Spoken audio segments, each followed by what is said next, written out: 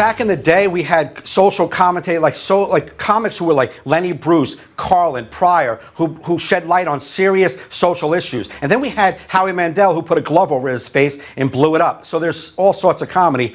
If you ever hear Amy Schumer, most of her comedy is kind of like, it's really outrageous. She has a joke suggesting that she slept with a sophomore. We know she's not a pedophile. It was a joke. Hey, America, what happened to us? What happened to the country that was so cool, so easy to get along with, and so irreverent that we had zero problem laughing not only at ourselves, but at those around us, without making our first call to a lawyer ready to sue the laugh track out of anybody or anything that offended us? Have we just reached the point where it's time to realize we are a humorless, easily insulted, whiny society who needs a good clown slapping every now and then?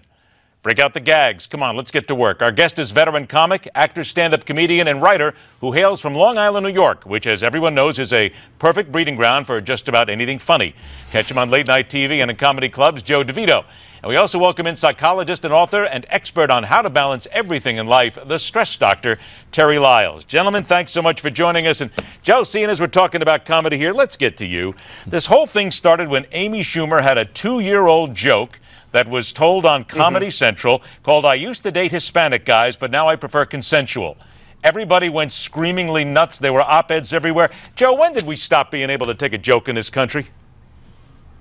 I blame Oprah Winfrey, because Oprah sort of elevated being a victim to being a hero. So everybody wants to get in on it. And if you read that op-ed, I can't believe it was published. This Dr. Stacey Patton's a professional grievance monger. And, you know, these people, everything, they show up with their hammers, so everything's like a nail. So they can complain about everything, every joke. There was a situation where a campus party were watching science fiction movies and they ordered out tacos, and people complained saying, well, tacos, you must be thinking of Hispanics as aliens. So they come up with these ridiculous jumps in logic. Sometimes something's just for fun. It's just a joke. There's no need to have this outrage. Well, let me mention, too, the people that you talked about, and I mentioned the Washington Post op-ed. Stacey Patton is an adjunct professor at American University. David Leonard, a professor at Washington State University. Turns out Patton has never even watched Schumer. She wrote the article, she condemned it, never saw her humor, yet thought she had to stick it out there. Isn't that what's really wrong here, though, Joe, is the fact that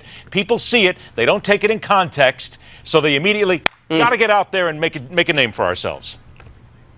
Yeah, and that's bad journalism, if nothing else. It's pretty sad that an academic would be doing that. I mean, that's like, you know, Amy, she portrays a character when she says things like that. That's like saying, well, you know, I like Robert De Niro, but I don't like when he shot all those people in Taxi Driver. It's not what he actually did. It's a creation. It's a work. Which is why if you want to talk about a joke, you have to hear it delivered by the comic in context to the intended audience. Because otherwise, it's like asking someone, do you think this is a good song? It's got a G note and a B flat in it. One of the great, you can't tell. One of the great jokes I ever heard was, and I'm trying to remember, I think it was Bobcat Goldthwait who said, I was in watching a Star Wars movie and somebody was looking at it and said, fake. You know, yes. It's all. Dr. Lyles, let me get to you on all this because, look, I'll tell you, when I was a kid growing up, I heard jokes about Irish people. I heard jokes about Polish people. That was me, actually. It probably was, as a matter of fact. And we laughed it off. We didn't care.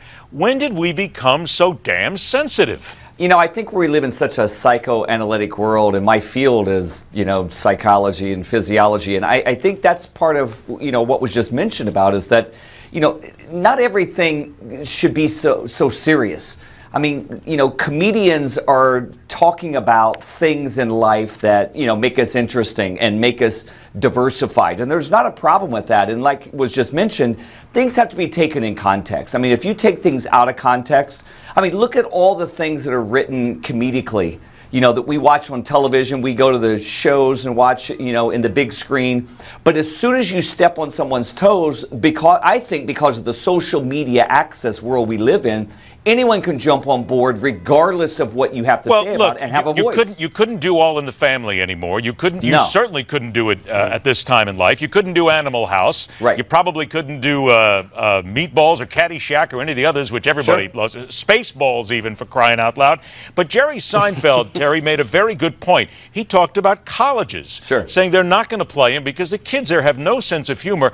But isn't that something that's being drilled at them a lot of times by the academics, like the two people I just mentioned? mentioned, who say it's racist, it's sexist, it's prejudice, and you have to learn a lesson. No, you don't. Laugh at yourself. Well, you know what? If you can't laugh at yourself, I say that, normalization, or what we consider normal, is what you see in the mirror every day. And if you can't laugh at yourself, you surely cannot laugh at other people. And, comics, myself, you, Ed, I mean, we all see different slices and flavors of life. And if you can't take life in context correctly, that's a psychosis all in itself. I mean, if everything offends me, then everyone offends me. So what am I going to do with that? There you go. Life in context. I think that's a great way to put it, because, Joe, when we look at this, comedians don't always put things in context. Matter of fact, most of the time they're out of context. That's what makes it funny. It's a complete situation that you would never even imagine. So the biggest thing here is, as we look at this, you're a comic, you make your living doing this. Are we looking at a job, at a career, an avocation that's going to be a dinosaur soon? Because if you're a comic making jokes, people say you're racist and sexist. How are you going to be funny? Well, comedy always goes through phases like this, and there's always going to be a pushback because people want to laugh. Laughter is one of the greatest things that people can do together, and I think we're going to reach a tipping point soon. And as far as the thing that Jerry Seinfeld said about the colleges, I found colleges very difficult. I would rather perform for a high school audience or a post-college audience, because the problem with the college students is they're 18 years old, they're away from home for the first time, and they've just realized they can become offended by things. Well, but wait a minute, isn't part of that, though, Joe, isn't part of that, though, the educators like Stacey Patton and David Leonard? These are professors there, and more often than not, it is these humorless professors who are out there spitting out how racist and sexist are, and the kids just lap it all up because they believe, oh, that's an educated person. They must know what they're talking about. Oh yeah, and it's fun. It's fun to be outraged. It's great to take a high moral ground, even if, what amazes me is that even when it's explained to them how, for example, with this Dr. Patton, when she admitted, I've never seen it, I've never watched the act, I've never seen the show, she really feels like she can start with her conclusion and then cherry pick her way back from there. And how do you arrive at an opinion? Aren't you supposed to take a look at things and gather facts before you come up with your point of view? And that shows me that this is a person who doesn't know what she's... And also I have to say, I'd assume these faculty meetings sound like a laugh riot with these people. I got about a minute left here. Quick comment from both of you. First, from Dr. Lyles. Sure. How do we then kind of just tone this down a little bit? How do we get it back to the point where we have some fun? I think Joe mentioned part of that. I mean, laughter is great recovery, and the balance to stress is recovery. So good stress is having equal parts of recovery through the day. And if you cannot have humor and levity in your day and in your life, I mean, how are you going to recover? That's a big part of our recovery system. And the problem is that everyone is so sensitive now, no matter what you say about anything or anyone, there's a potential lawsuit. And I think that's where the problem lies, is that we have to lighten up and let life be what it is. And if you can't say in freedom of speech what we need to say, what are we talking about even right now? So, Joe, answer that question in 30 seconds and tell me, can you be PC and comedic at the same time? I think you could, but it's not any comedy I'd want to see. It's not funny. I think what we need to do is push back.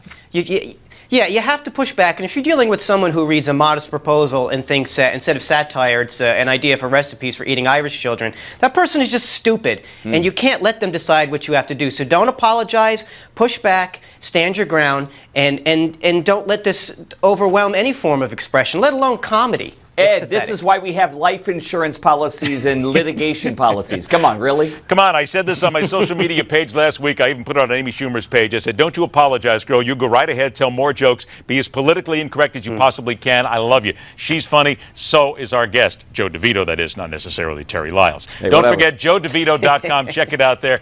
Terry, Joe, thanks so much for joining us, guys. We'll do it again. All right, coming up next, the Trump piñata and the latest marriage foolishness to come out of California. And, oh yeah, another Republican candidate next on MidPoint.